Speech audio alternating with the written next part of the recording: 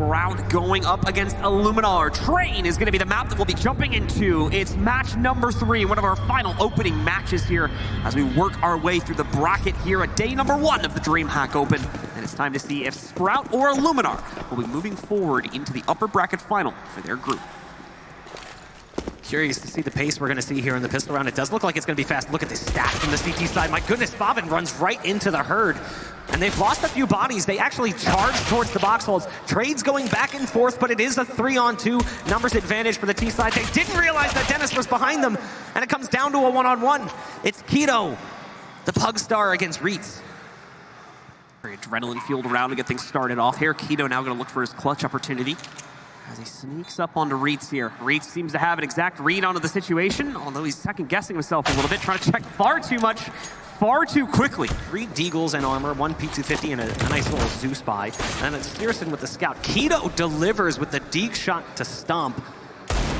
He's been snuffed out early in the round.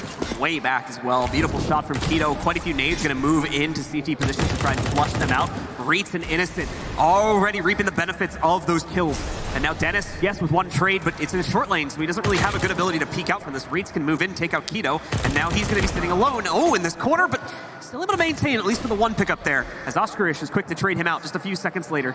Speedy with just a measly little P250. He does have a Zeus, but I don't think he's going to find much use out of that unless he try and use it on the corner here. But even then, Oscarish is at a safe range and has a safe gun to use in that duel. Just excruciatingly slow, almost Navi style slow, where you punish yourself.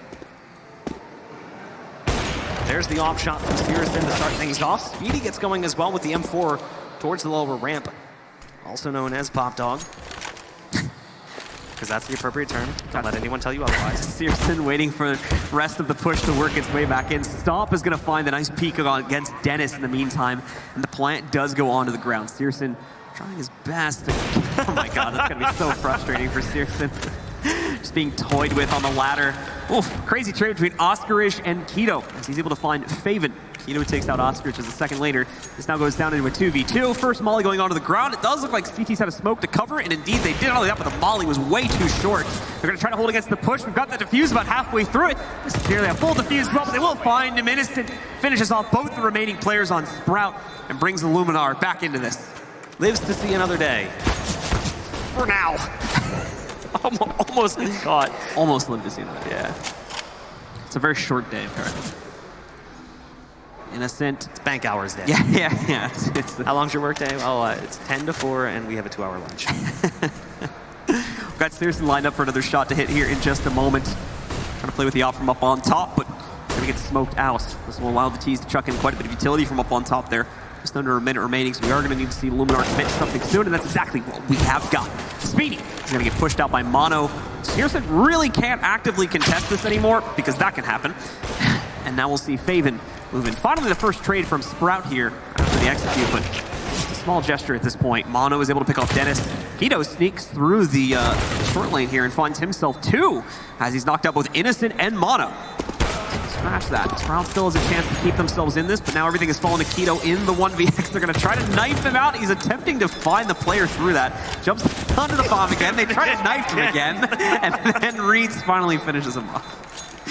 Oh, that was fun.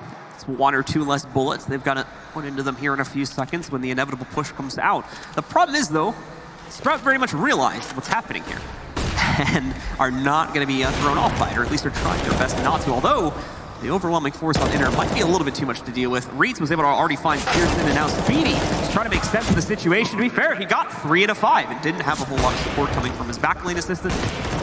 So some good stuff from Speedy there to hold on as well as he did. Now it's up to the last 3 to retake this, and no gun upgrades have been found by Illuminar. They are both still just working with pistols here. Nice shot from Reitz with the Deagle swinging out wide from the default spot. He'll get flanked, but no! Reitz hits with the 180. It's now down just to Bob, and Reitz is going to connect. That's an ace on the round for Reitz. An absolutely ridiculous Deagle round coming in from Illuminar. Even he can't believe he just did that. Look at him. He's got the head shake. Reitz won a round. I think we'll take a look at some of that from his perspective here. Now, we need to see how those last 3 kills were picked up. That was some beautiful stuff. There's 1, 2, and 3 this are is coming. The ridiculous one. The 180. Right around the corner. And he even gets the sound intel for number 3. Reads right into it. A very clean closeout and a beautiful round from Illuminar to give them a round they had no business winning on Sprout. Sprout had every piece of intel they needed to counter out that push. And still ultimately couldn't win it, even with the 3v2 man advantage in post-play. I was thinking like, oh, you know, they're going to get that bonus money. It's going to be $2,700 because $1,900 for the loss bonus plus the bomb plant. And instead, Reitz comes out and says, no, it's cool. I got this, guys. Don't worry. Keto trying to do a Reitz impression himself. He's got the Deagle in hand, but only able to get 1 kill. Favin chimes in with one of his own. Speedy by himself already. It's 1-on-3, down to the minute 10 mark. All they got to do is find them. These targets are a little bit low on HP, so this is semi-winnable.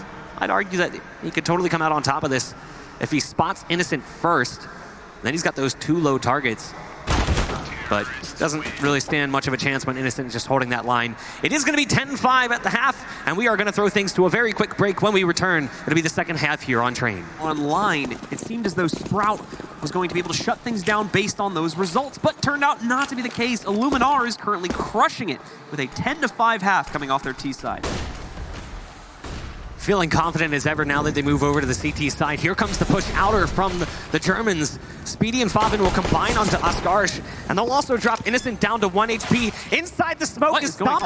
Is he going to defuse the bomb from inside the smoke? Oh, no. Okay, for a second I got a little bit confused and concerned. It is down to just Reitz. It's a 1-on-2, but we just saw him go nuts with a Deagle not that long ago. It's going to be the USP for him, and there is a kit in play. He's just got to find it.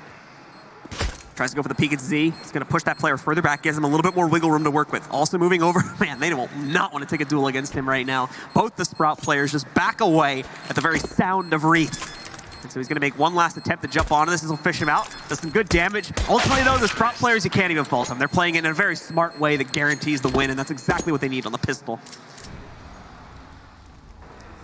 Illuminar clearly not paying per bullet for those Deagles. Nice shot from Innocent. They were spamming through the smokes early on, but it's Innocent who will be able to pick one up, and there you go, a second now for Innocent. Again, their pistol work has been so good. This round looks like it might be falling apart. Searson, though, does combine, and will bring it down to a 2-on-2. Now, Innocent has found himself an AK. He's been the all-star thus far for Illuminar.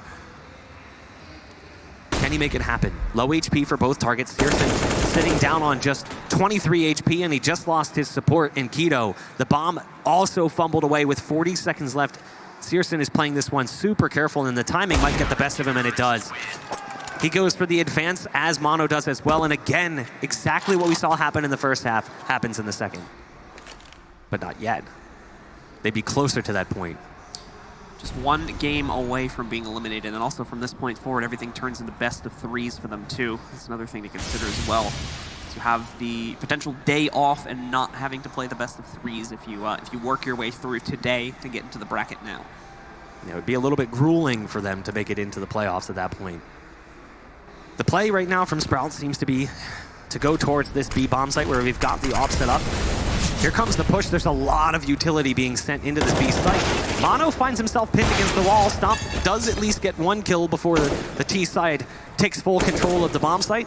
A lot of that dealt by Speedy, actually, with the Deagle, who did damage on the second target that was finished off by Keto. It's a 3-on-4, and the bomb is now taking away the numbers advantage for Sprout. Speedy. That's the lineup, something for his team to work with, but instead it's Reitz that strikes first as these players push forward on their retake. Innocent with another one as well. Searson trading it back, but it's just him and Favin left in the server now for their team here. Favin with the first peek up on top. Great stuff. Shuts down the initial play. We lost his teammate there too, and now it's all coming down to this spray. Reitz had a full commitment there, and on that, Favin was able to finally push out, confirm the kill, and most importantly, keep his team in the match. Give us any reason as to why Sprout would be able to complete this comeback. We'll see, though. Some early damage is looking good on both Reitz and Askarsh.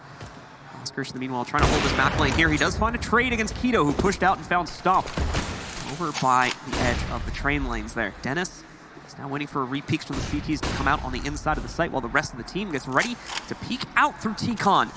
Mark their way into the site. Askarsh realizes that this might be happening and takes up position to stop the T-Con push from being a success, and is going to be able to grab Speedy on that one. Now looks the other direction. There's more presence coming in, and as well, they did have Reach trying to work his way back down through ladder drop, but he gets knocked out. Oh, and even worse, Innocent gets picked off by Searson on a quick 180 catch. Mono finds one, and Oscarish gets the second. So Illuminar bring themselves back into this. Maybe not, though. It's down to the 1v1, and ultimately Faven shuts it out with the 1v2 situation and 3K on the round for himself. Yes, it's sort of this assumption that that 16th round is coming. It's like, we'll save, we'll wait for it, we'll save, we'll wait for it. Don't play so aggressive, let's not give him early advantages. And that's what was working for you before. That one hurts. Reets. I'll just do another one. Tries to put down the Molly, but he actually ends up getting dropped by Stomp. So a nice response there from Illuminar to the early damage dealt to Reets.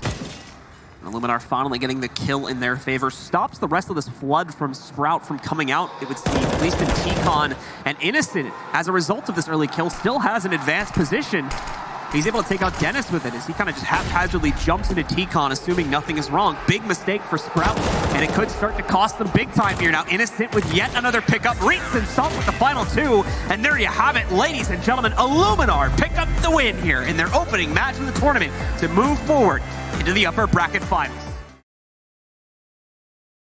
So we talk about some of the key moments. We were also talking about key players. I know you guys kept talking about Innocent. We talked about it a little bit more here on the desk. Lucky for us, we get to talk to Innocent right now. Innocent, you guys managed to take that victory there. How are you able to get off to such a strong start? Honestly, like, I kind of expected that we will play much better than like we did in the past games against Sprout. We got smashed like really hard. Like 2 times we played against them in online last like week or so. But I don't know. It's just on LAN events we have better mental strength, I think, and like everything just clicks. And it's like our second international LAN in 1 month or so. And I don't know. We just come. We set up on the stage and we play like a different team. So it's a good feeling. Usually it's otherwise. Innocent, I have